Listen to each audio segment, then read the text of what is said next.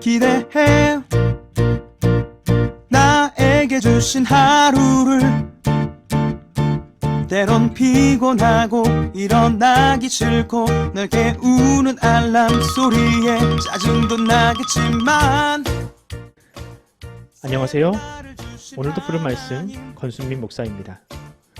쉬지 않고 나를 지키셨네. 오늘을 나에게 주셨네. 새 말씀 안에 주가 주신 사랑과 은혜와 능력. 오늘 우리가 은혜 받을 하나님 말씀은 히브리서 13장 12절로 13절까지 말씀입니다. 그러므로 예수도 자기 피로써 백성을 거룩하게 하려고 성문 밖에서 고난을 받으셨습니다. 그런즉 우리도 그의 치욕을 짊어지고 영문 밖으로 그에게 나아가자. 아멘. 오늘 설교 제목은 영문 밖에서 우리를 기다리시는 그리스도입니다.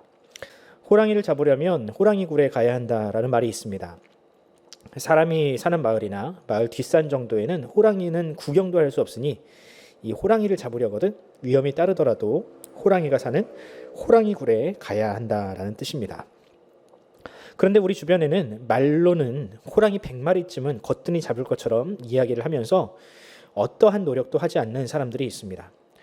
예를 들면 이런 거죠. 취업을 하려면 취업을 위한 스펙과 경력을 부지런히 쌓아야 합니다. 그런데 이 취업 준비는 전혀 하지 않으면서 말로는 마음만 먹으면 얼마든지 대기업에 들어갈 수 있는 것처럼 허세를 부리는 사람들이 있습니다. 또 이런 사람들이 있죠. 본인은 곧 부자가 될 것처럼 떠들기만 하면서 직업을 가지려고 일을 하거나 돈을 벌려는 어떠한 노력도 하지 않고 코인이나 도박과 같은 일억천금만 노리는 사람들이 있습니다. 이렇게 말로만 호랑이를 잡는 사람들이 꼭 세상에만 있는가? 아니요. 교회에도 이런 사람들이 많습니다. 입으로는 하나님 사랑, 이웃 사랑을 외치면서 하나님께서 주신 공동체도 사랑하지 못하고 이웃을 향한 구제에도 인색한 사람들이 참 많습니다.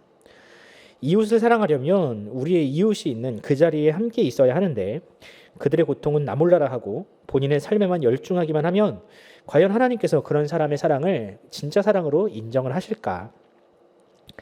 오늘 본문을 보면 그렇게 입으로만 신앙생활하는 사람들이 그런 사람들을 향한 하나님의 간절한 부르심이 담겨 있습니다. 오늘 본문을 묵상하면서 과연 내가 있는 삶의 자리에 그리스도께서 계시는지 아니면 나 혼자 그렇게 착각하고 살고 있는 것은 아닌지 한번 묵상하는 시간을 가져보도록 하겠습니다. 여러 차례 말씀드렸듯이 히브리서의 독자는 유대인들입니다. 그들은 본래 핍박이 없는 유대교에 몸담고 있었던 사람들인데 그런 그들이 예수님을 믿게 되자 새로운 세상이 그들에게 열리게 되었습니다. 전에 겪어보지 못한 고난과 핍박이 시작된 것입니다. 물론 처음부터 그들이 배교자가 된 것은 아닙니다. 복음의 감격이 살아있을 때에는 웬만한 어려움과 문제들은 대수롭지 않게 넘길 수 있었습니다. 그런데 구원의 감격이 식어가고 그리스도를 믿는 믿음으로 인한 그 대가, 희생 그런 것들이 피부에 와닿기 시작하자 그들은 흔들리기 시작했습니다. 그리고 그들은 선택의 기로에 서게 되었죠.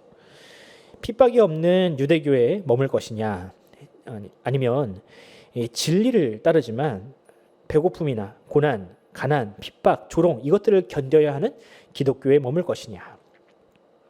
이 선택 앞에서 많은 유대인들이 다시 유대교로 돌아가는 선택을 하게 되었습니다. 그런 그들을 향하여 히브리서 기자는 다음과 같이 외칩니다. 오늘 본문 12절과 13절을 한번 읽어보겠습니다.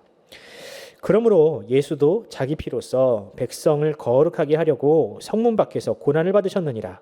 그런즉 우리도 그의 치욕을 짊어지고 영문 밖으로 그에게 나아가자. 히브리서 기자는 여기서 영문 안 그리고 영문 밖을 비교하고 있습니다. 영문은 곧 성을 의미하는 것인데요. 당시 성 안에 사는 사람들은 부유하며 안락한 그런 삶을 기대할 수 있었습니다. 반면에 영문 밖, 즉 성 밖에 사는 사람들은요, 늘 가난과 굶주림 그리고 도적이나 불량배들의 위협에서 시달리고 살고 있었습니다. 여러분들이라면 이 영문 안 그리고 영문 밖 둘 중에서 한 곳을 고르라면 어떤 것을 고르시겠습니까? 당연히 영문 안이죠. 여러분 이건 고민의 가치도 없는 질문입니다. 그런데 오늘 본문은요, 이 히브리서 기자는요, 우리가 있어야 할 곳이 영문 안이 아니라 영문 밖이라고 외치고 있습니다. 무슨 뜻입니까? 그리스도인이라면 편안하고 안락한 삶을 쫓기보다 때로는 그 길이 척박하고 고난과 수고로움이 예상된다 할지라도 영문 밖의 삶, 즉 고난과 핍박을 견디는 삶을 살아야만 한다는 것입니다. 그 이유는 무엇이냐? 본문은 이렇게 이야기합니다. 그리스도께서 우리를 위하여 영문 밖의 삶을 사셨고 그 영문 밖에서 치욕을 당하시고 죽으셨기 때문이다 라고 이야기를 합니다. 그렇습니다. 예수님의 십자가는 골고다라는 언덕에 세워졌죠. 이 골고다는 해골이라는 뜻으로 사형을 집행하는 장소였습니다. 그런데 이 골고다는요, 성 안이 아니라 성 밖에 있는 땅이었습니다. 유대인들은 죽음을 매우 부정한 것으로 여겼기 때문에 사형 집행 장소와 같이 이 죽음과 밀접한 연관이 있는 땅은요, 성 밖에 두었습니다. 그런데 그 부정하고 치욕스러운 땅에 그리스도의 십자가가 세워졌습니다. 그 십자가 형틀은 원래 우리들이 져야 할 것이었지만 예수님은 우리를 위하여 바로 그 영문 밖, 치욕과 죽음과 고통이 따르는 그 영문 밖에서 십자가를 지셨습니다. 그렇습니다, 여러분. 예수님은 처음부터 끝까지 영문 밖의 삶을 사셨습니다.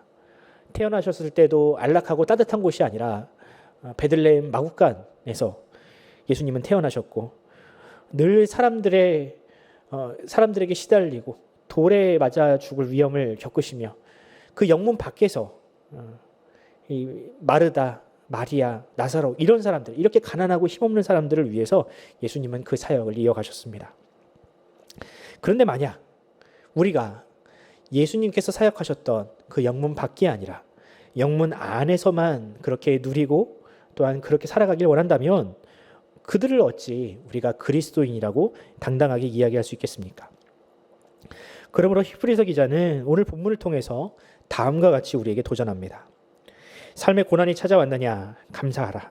그 고난의 자리에 그리스도께서 계신다. 예수를 믿다가 핍박을 당했느냐? 찬양하라. 그리스도께서 네가 핍박당하는 그 자리에 함께 계신다.